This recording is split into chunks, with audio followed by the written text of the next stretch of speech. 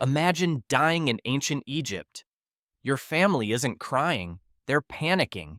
They have just 70 days to stop your soul from vanishing forever.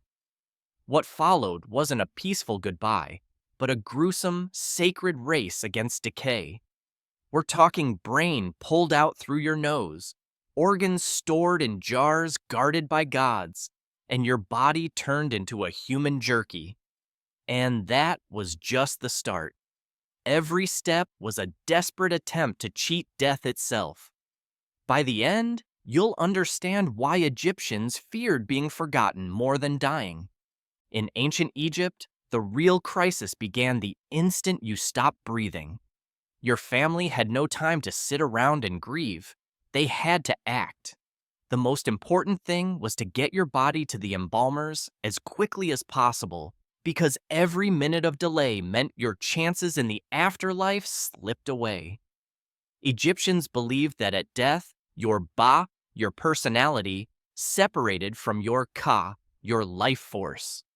The only way for these two to find each other again and become an ach, a complete, effective spirit, was if your body stayed intact. If your remains started to rot, your soul could get lost, become restless, or even vanish completely. This wasn't just superstition, it was a matter of cosmic survival. The entire family scrambled, not just because they loved you, but because the stakes were eternal. If they failed, not only could you become a forgotten ghost, but your bay might come back to haunt them. Letters found in tombs showed desperate pleas from the living, begging their dead relatives not to bring misfortune upon the family, promising to perform the proper rituals if only the haunting would stop. The fear of being haunted, or worse, erased from existence, kept everyone on edge.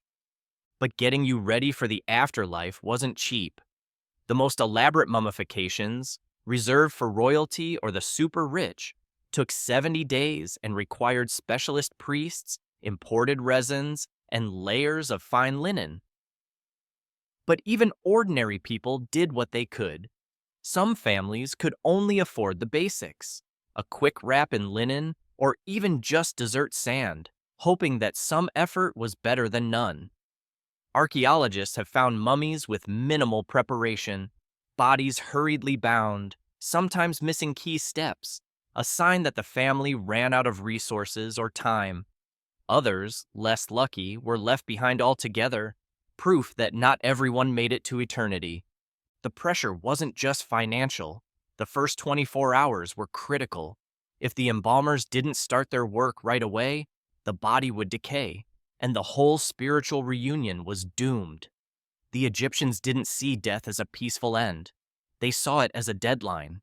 The whole society was built around making sure you got to the afterlife in one piece, no matter what it cost. Once the family handed you over, the embalmers took over. Their job was to make sure your body stayed recognizable for eternity, but their methods were anything but gentle. The first step? It was the one that separated the living from the dead for good. Brain removal was where things got ugly fast. This step happened in a purification tent, with a priest wearing an Anubis mask overseeing the ritual. The embalmers weren't gentle. They took a hooked bronze or iron tool and shoved it up your nose. Why? Because Egyptians thought your brain was just useless mush, not worth saving. To them, the heart did all the thinking and feeling, so the brain was only a problem for the preservation process. The actual method was crude. The embalmer jammed the hook deep into your nasal cavity, piercing the thin bones separating your nose from your skull.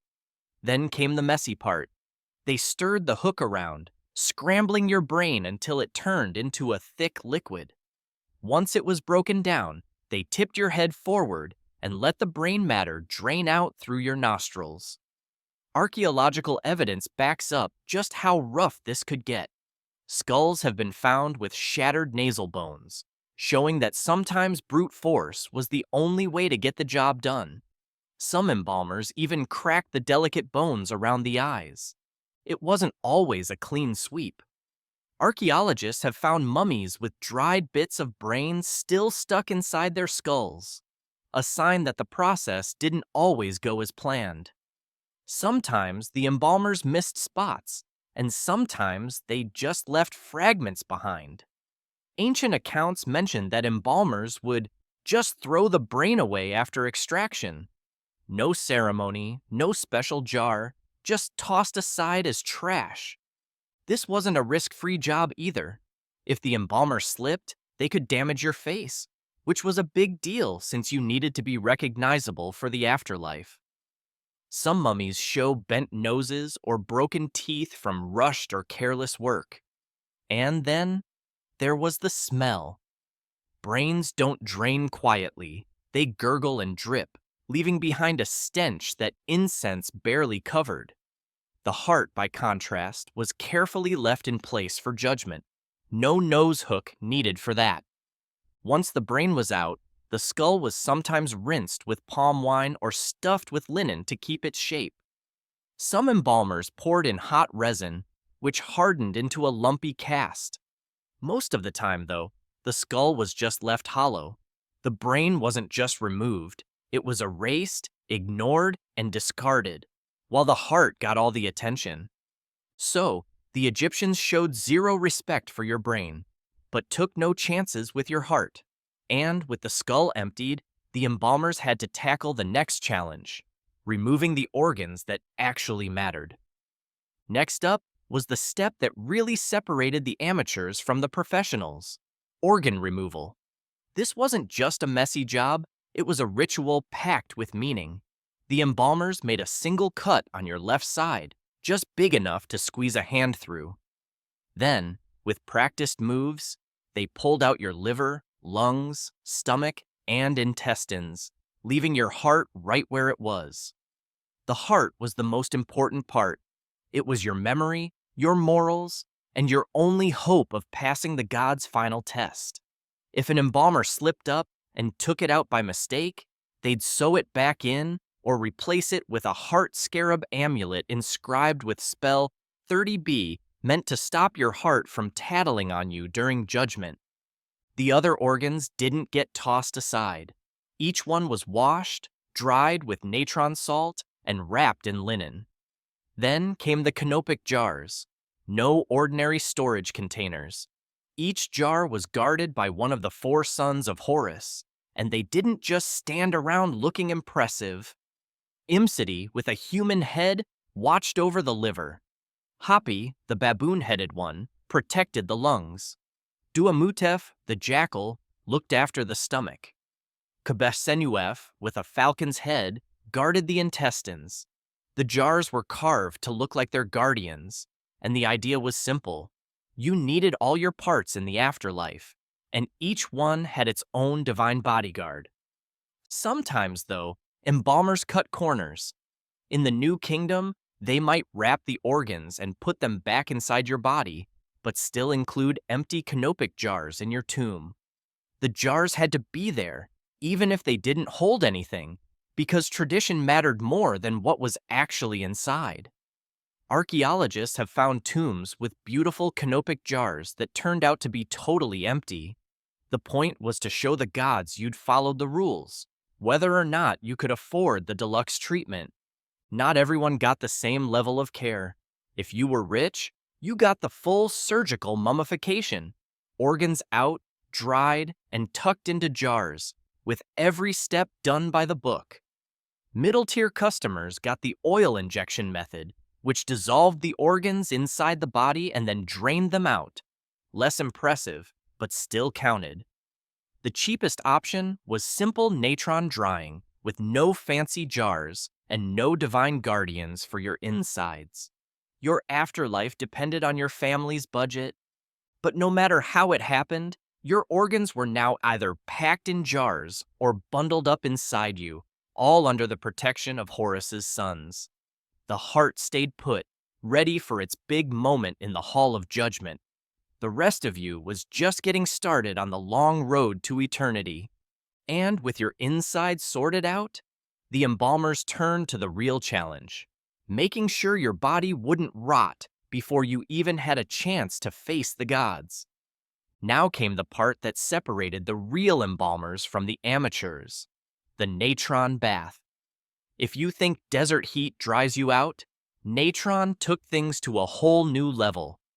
This wasn't just table salt, it was a powerful mix of sodium carbonate, sodium bicarbonate, and chlorine, scooped straight from Egypt's salty lake beds. The embalmers knew that moisture was the enemy, so they packed every inch of your body inside and out with this stuff. The goal was simple: get rid of water, stop decay, and keep you in one piece for eternity. They started by stuffing natron into every empty space: your chest cavity, under your skin, even up your nose. Then they buried you completely in piles of the crystalline powder. For about 40 days, you sat there as the natron sucked every drop of moisture out of your tissues. That's longer than a corpse left in the desert sun. The result? Your skin shrank and tightened, turning dark and leathery. Your muscles pulled in, curling your fingers and toes. By the end, you looked less like a person and more like a giant strip of beef jerky. If you were lucky, the embalmers monitored you closely, making sure you didn't dry out too much or too little. The process wasn't perfect. If they left you in the natron too long, your body could become so brittle it would crack just from being moved. Classical sources like Herodotus warned that the entire mummification process had to be finished in exactly 70 days, no more, no less, or your corpse would be ruined. Embalmers had to watch the clock, balancing between turning you into a dried-out husk and keeping you solid enough to survive the journey to the afterlife. Your organs weren't ignored either. The ones pulled out earlier got their own natron treatment, dried separately so they wouldn't rot in their jars or bundles.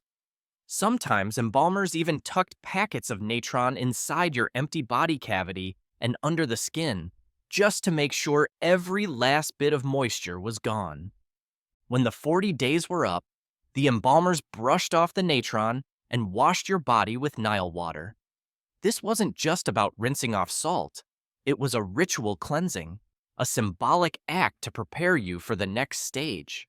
Right after, they anointed your skin with resins like cedar oil and myrrh, both to add a layer of protection and to help restore a little flexibility to your dried-out shell. The smell was probably the best thing you'd experienced in weeks. Now your body was dry, preserved, and ready for the final steps. The embalmers had done their job keeping you from rotting away, but looking like a piece of old leather wasn't going to impress anyone in the afterlife. Next came the real transformation, one that would take you from dried-out husk to something worthy of eternity. Bandages, spells, and hidden amulets turned the dried shell of your body into something the Egyptians believed could survive the hazards of the afterlife. Wrapping wasn't just about mummifying you. It was a ritual that had to be performed with almost obsessive precision. Lector priests, who had memorized long stretches of funerary liturgy, chanted spells from the Book of the Dead as they worked. Each pass of linen, each spoken word, was meant to shield you from demons, curses, and any supernatural potholes you might hit on the road to eternity. Miss a step or skip a spell, and you risked wandering the afterlife defenseless. They started with your fingers and toes, wrapping each one separately before moving up your limbs. As the layers built up, priests slipped amulets between the linen. These weren't just lucky charms. Each amulet matched a specific spell. The Eye of Horus amulet, placed over your incision, was tied to spells for healing and protection. The Scarab amulet over your heart went with spell 30B, meant to keep your heart from testifying against you in the Hall of Judgment. Some mummies got a golden plaque, showing the sons of Horus to double down on organ protection. The placement and prayers mattered as much as the objects themselves. Even if the amulets were fakes, painted clay instead of lapis, or wood instead of gold, the ritual counted as long as the right spells were said. The sheer amount of linen was staggering. Some mummies ended up wrapped in as much as 4 kilometers of cloth.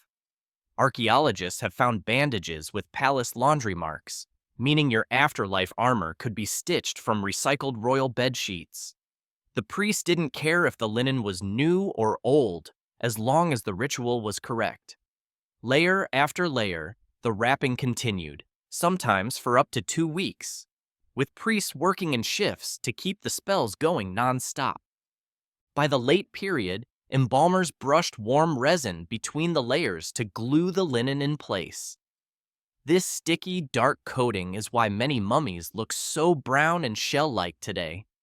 The wrapping wasn't just about covering you up, it sealed you in, physically and spiritually, making sure nothing could get in or out. The mask was the final touch. Most people got a painted cartonnage mask, while the rich and royal might get something like Tutankhamun's famous gold version. Either way, the mask wasn't just for looks. It made sure your spiritual double, could recognize you and find its way home. Sometimes, the face was painted right onto the outer shroud, with big, staring eyes to help you see in the dark. Throughout the wrapping, the priest kept up a steady stream of spells, not just for protection, but to purify you. The removal of organs was linked to the removal of sins, and the linen acted as both a preservative and a spiritual cleanser. Some mummies even had prayers written directly onto the bandages, turning your body into a walking spell book. If you were lucky, they added curses near your head or hands to keep tomb robbers away. By the end, you were a human-shaped bundle of linen, resin, and magic, ready for whatever the afterlife threw at you. But your journey wasn't over yet. Getting your body from the embalming tent to the tomb was its own ordeal, one that turned into a public event with more drama than most people's actual lives. Ancient Egyptian funerals weren't quiet affairs. They were choreographed, multi-stage events designed to launch you into the afterlife with every possible advantage. The whole thing started with a public display of grief. The minute your death was announced, your family and professional mourners got to work. Women, sometimes relatives, sometimes hired for the job, covered themselves in mud, let their hair down, and wailed so loudly the entire neighborhood knew someone had died. They played the parts of Isis and Nephthys, the sisters who mourned Osiris, making sure your passing was linked to the greatest resurrection story in Egyptian mythology. Men joined in too, but they kept to their own group, beating their chests and shouting their grief. This wasn't about keeping things dignified. The more dramatic the mourning, the more respect you showed the dead. After weeks of mummification, the big day arrived. The funeral procession was a public spectacle. Your mummy, sealed in its coffin, was loaded onto a decorated sled and hauled toward your tomb, usually by oxen or a group of strong men. Priests led the way, swinging censers of incense to purify the route and drown out any lingering smell of decay. Musicians, flute players, drummers, and sometimes harpists added to the noise, turning the whole thing into a moving ritual. The two main mourners, still acting as Isis and Nephthys, kept up their laments, throwing dust on their heads and chanting spells that tied your fate to Osiris's. Along the route, priests would sprinkle milk or water, another layer of magical protection. At the tomb, the most important ritual took place, the opening of the mouth ceremony. This wasn't just a symbolic gesture. Egyptians believed that mummification left you in a state of deathly silence, unable to speak, see, or eat in the afterlife. To fix this, a priest, often wearing a leopard skin and sometimes an Anubis mask, stood your mummy upright or used a statue in your place. Using special tools like the adze, he touched your mouth, eyes, and ears while reciting spells from the Book of the Dead. I have opened your mouth with the instruments of Anubis. The goal was to restore your senses so you could breathe, speak, and eat again. Sometimes, a calf or ox was sacrificed, and its leg was pressed against your mouth, thought to transfer strength and life force for the journey ahead. Once the rituals were complete, the mood shifted. The family and guests held a funerary banquet near the tomb. Tomb paintings show these gatherings with relatives eating, drinking wine, and musicians playing. The Egyptians believed your spirit would attend in some form, enjoying one last party before heading off to the west. This wasn't just a party, it reinforced family ties and reminded everyone that life went on, even as you moved to the next world. Before leaving, priests erased the footprints at the tomb's entrance to cleanse it of any trace of the living, keeping the boundary between worlds clear. They left offerings of bread and beer, not only for you, but to keep any restless spirit satisfied and out of trouble. The final act was sealing the tomb, chanting spells to activate its magic and officially send you on your way. All of this was meant to give you the best possible start in the afterlife. But as much as Egyptians loved a good ritual, they knew you'd need more than a fancy send-off. The afterlife came with its own set of chores, and nobody wanted to spend eternity working. Shabtis were the ancient Egyptians' answer to a problem nobody wanted to face. Who was going to do the chores in the afterlife? These little clay or faience figurines were designed to step in whenever the gods called your name for work. Plowing fields, hauling water, planting crops, Shabtis were supposed to handle it all while you enjoyed the good life in the field of reeds. Their job description was clear: do the work so you don't have to. This wasn't just a passing fad either. Egyptians relied on Shabtis for centuries, and the tradition lasted right into the Roman period. The numbers tell you how seriously they took this. Elite tombs sometimes held hundreds of Shabtis, with a standard setup of 365 workers, one for each day of the year, and 36 overseers to keep them in line, totaling 401. Some tombs even threw in a few spares, just in case. Overseer Shabtis carried whips or staffs, making it clear who was in charge, because even in the afterlife, nobody wanted to be micromanaged. The overseers themselves sometimes had inscriptions explaining they were there to supervise, not to pick up a hoe. Each Shabti was more than just a figurine. They were inscribed with spell 6 from the Book of the Dead, which basically told them, if I'm called to do work, you answer for me and get it done. This wasn't wishful thinking, it was a magical contract, carved right onto the body of the Shabti. Some were even made holding tiny farming tools, ready to start working the moment their name was called. The idea was so popular that Shabtis became a booming industry, with workshops churning them out by the thousands for every social class. Quality varied a lot. The fanciest Shabtis were carefully carved, painted, and covered in perfect hieroglyphs. Cheaper versions, made from clay or faience, had much simpler inscriptions. Archaeological evidence shows that some workshops were in such a rush that the hieroglyphs ended up blurred or even backward, which makes you wonder if those spells still counted. Occasionally, Shabtis were recycled from older tombs, with the old owner's name scratched out and a new one added. Even in the afterlife, people were looking for a bargain. Despite the effort, tomb robbers usually ignored Shabtis. They left them behind while they took anything valuable, so archaeologists often find piles of these mini servants still waiting for work thousands of years later. It didn't matter if you were rich or just getting by. Most tombs had at least a few Shabtis, even if they were simple and unpainted. The alternative was risking a never-ending shift in the afterlife, and nobody wanted that. Shabtis were supposed to make your afterlife easier, but getting there wasn't simple. Egyptians believed the next world was full of challenges, and you needed more than just a squad of clay helpers to survive what came next. Egyptians didn't trust luck to get them through the afterlife. They wanted a plan. That's where the Book of the Dead came in. Starting in the New Kingdom around 1550 BC, wealthy families commissioned their own versions of this customizable scroll. It wasn't a single official book, but a collection of around 190 to 200 spells, each picked and arranged to suit the needs and budget of the person heading to the afterlife.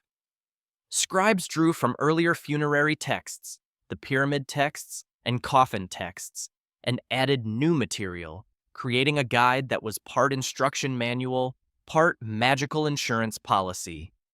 These spells covered just about every problem you could run into on your journey.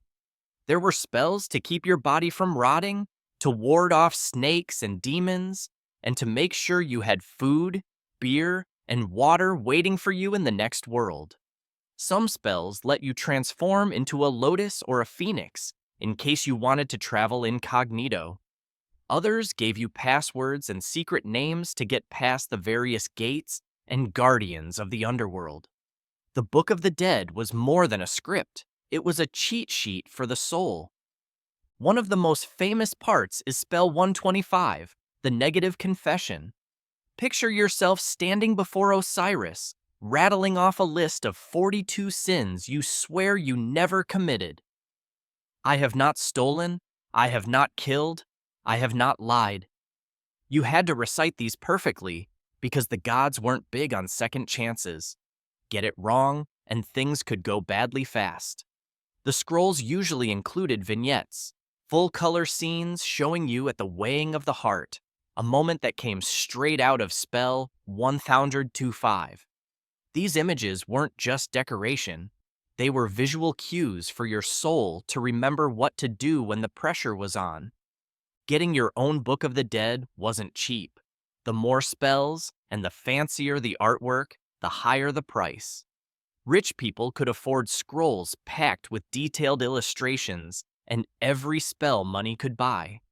Poorer folks got shorter, plainer versions, sometimes just a handful of spells written on scrap papyrus.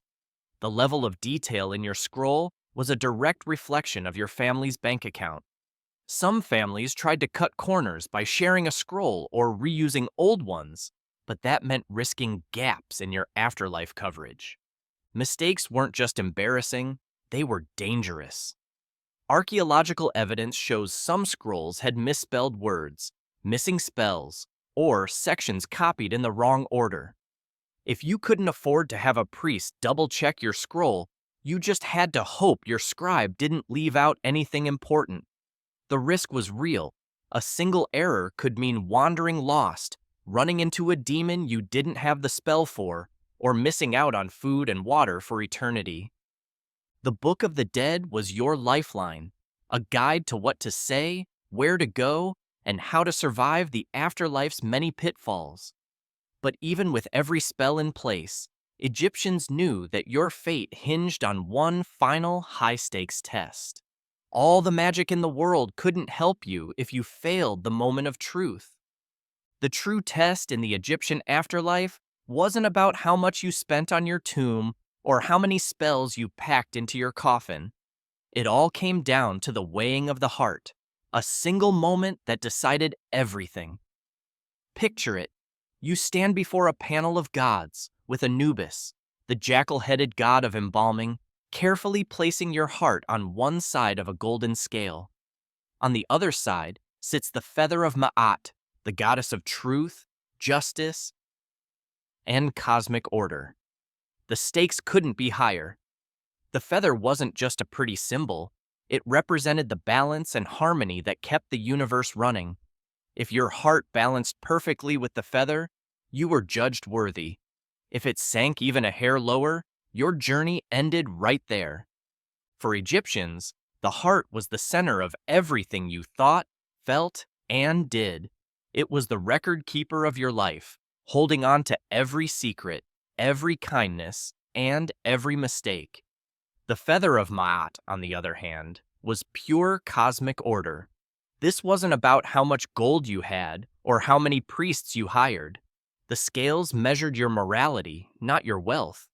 If your heart was heavy with guilt or regret, it tipped the balance. And that's when things got ugly. Waiting beside the scales was Amit, the devourer, a monster with the head of a crocodile, the body of a lion, and the hindquarters of a hippo. If you failed the test, Amit got a snack, and your soul was erased forever. No afterlife, no second chance, just oblivion. Egyptians didn't just hope for a good outcome, they prepared for it. Heart scarab amulets were tucked into mummy wrappings, right over the chest. These weren't just for decoration. Spell 30b from the Book of the Dead was often inscribed on these scarabs, begging the heart not to betray its owner during judgment. It was the ancient version of asking your own conscience to keep quiet. If, during mummification, the heart was accidentally removed, embalmers would either sew it back in or use an amulet as a stand-in, anything to make sure you had a shot at passing this test. The ceremony itself played out like a cosmic courtroom. Thoth, the ibis-headed god of wisdom, stood by to record the outcome, making sure there were no mistakes. Meanwhile, Osiris presided over the trial, and a jury of 42 assessor gods listened as you recited the negative confession. Spell 125. From the Book of the Dead laid it all out. You had to declare one by one that you hadn't committed a long list of sins. I have not stolen, I have not lied, I have not caused pain. This wasn't just about avoiding punishment, it was about proving you lived in harmony with Ma'at. It didn't matter if you were a pharaoh or a farmer, everyone faced the same scales, the same feather, and the same terrifying risk of being erased from existence. Even with all the spells, amulets, and careful preparation, you couldn't bribe your way out of this judgment.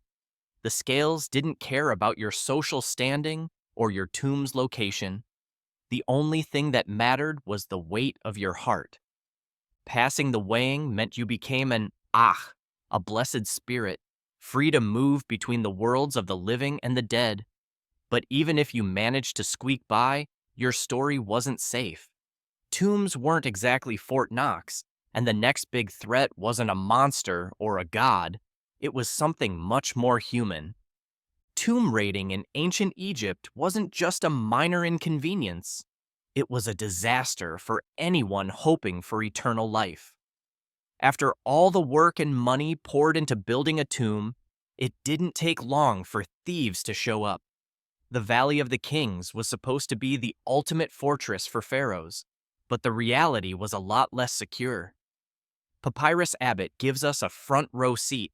Officials inspected royal tombs and found them already stripped bare, the gold and valuables long gone. It didn't matter how many guards or secret passages you built, greed usually won. For the ancient Egyptians, losing your grave goods wasn't just about missing out on fancy stuff. Your soul depended on your body, your food offerings, and your shabtis to survive the afterlife. If a thief made off with your supplies, you could starve or fade away completely, suffering what they called a second death. Archaeological finds back this up. Most tombs in the Valley of the Kings were wiped clean. The few exceptions, like Tutankhamun's tomb, KV 62, only survived because they were hidden under debris and forgotten by robbers. Meanwhile, priests had to scramble centuries later, gathering up royal mummies after their tombs were looted and reburying them in secret caches, hoping to salvage what was left. The problem wasn't just outsiders breaking in. Sometimes, the very people who built the tombs were tempted by the treasure inside.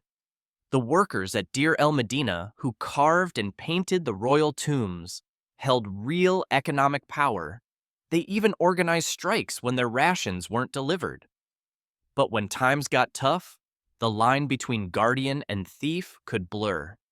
Historical records show that tomb workers and guards weren't always above suspicion, especially when gold was involved. Security measures kept getting more elaborate. Guards were posted, tombs were hidden, and regular inspections were ordered. None of it really worked. Tomb robbing was so common that nearly every royal tomb was emptied within a few generations. Even the priest's emergency plan, reburying the mummies in hidden caches, couldn't keep up.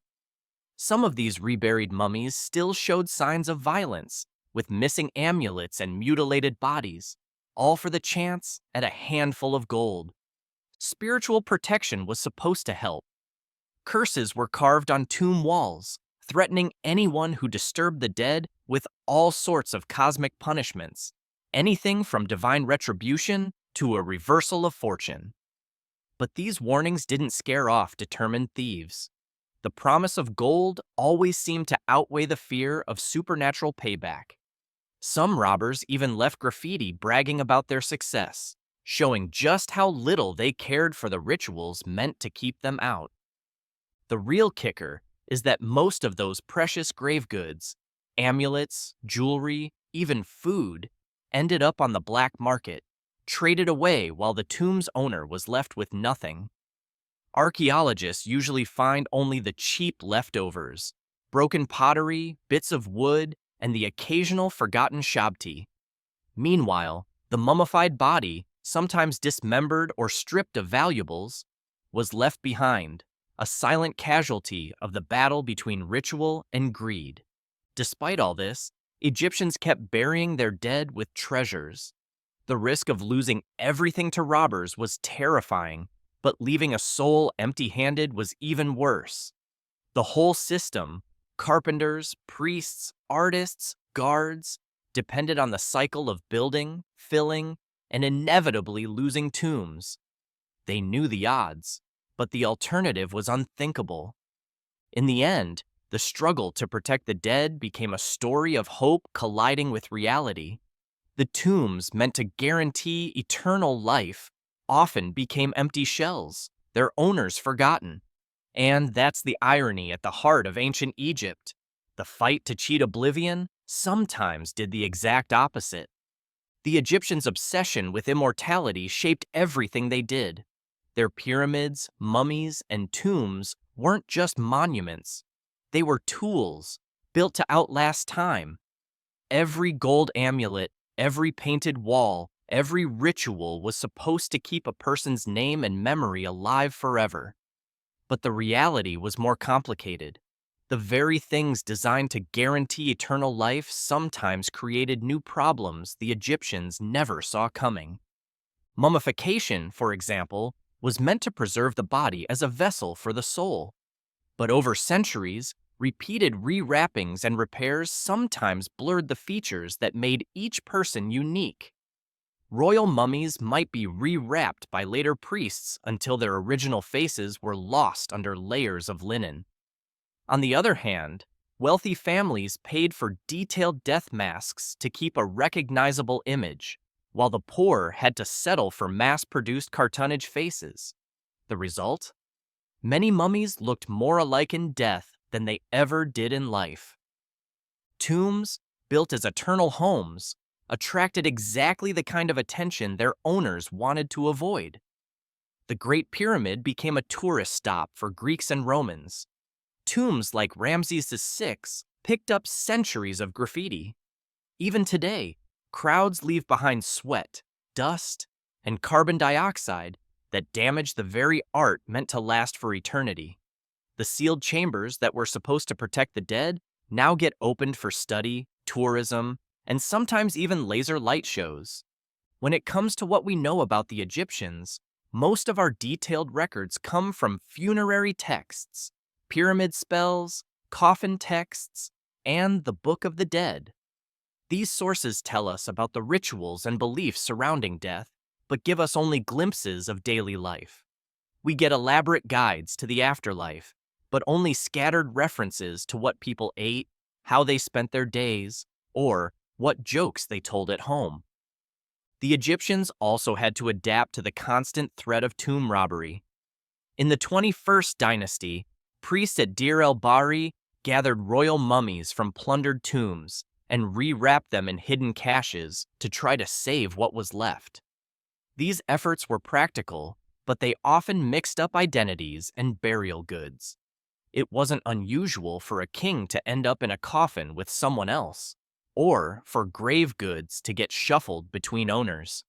The struggle to protect the dead turned into a cycle of hiding, reusing, and patching together whatever could be saved.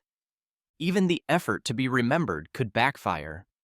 Egyptians paid scribes to inscribe their names on tombs, statues, and offering tables, hoping to secure their memory for eternity. But most names faded within a generation. Later rulers chiseled away their rivals' cartouches, erasing them from history. Sometimes, the only reason we know about a person today is because their monument got recycled for something else, like the Rosetta Stone, which started as a forgotten decree. The rituals themselves didn't always work as planned. Resin poured over mummies to preserve them sometimes melted facial features instead. The opening of the mouth ceremony, meant to restore senses, was often performed after thieves had already smashed the mask. Spells meant to protect tombs were written on walls that got whitewashed over when the tombs were reused. Still, the Egyptians didn't give up. For 3,000 years, they kept refining their methods, inventing new spells, and building more secure tombs. When one strategy failed, they tried another. New versions of the Book of the Dead added extra protections. Priests wrote stronger curses when robbers found ways around the old ones. They kept building, hoping that this time their names and bodies would be safe. What stands out isn't the perfection of their rituals, but the intensity of their struggle. The Egyptians' obsession with memory, death, and the afterlife shaped their entire world. They didn't always get what they wanted, but their determination left a mark that still fascinates us today. Their efforts to escape oblivion didn't always work as planned, but the fact that we're still talking about them means they achieved something lasting. Their story is a reminder that the fear of being forgotten can drive people to create wonders. And that's a legacy that endures, even if it's not the one they imagined. For the Egyptians, memory was survival. If your name was spoken and your offerings remembered, you achieved a kind of eternity, even if your tomb was robbed or your mummy unwrapped. Every ritual, every inscription was a way to keep your story alive. They didn't just want to exist in the afterlife, they wanted to be remembered by the living. So what's the lesson? The Egyptians lost the battle for bodily immortality, but in our memory, their quest endures. If this ancient fight against oblivion fascinated you, like and subscribe for more history that brings the past to life.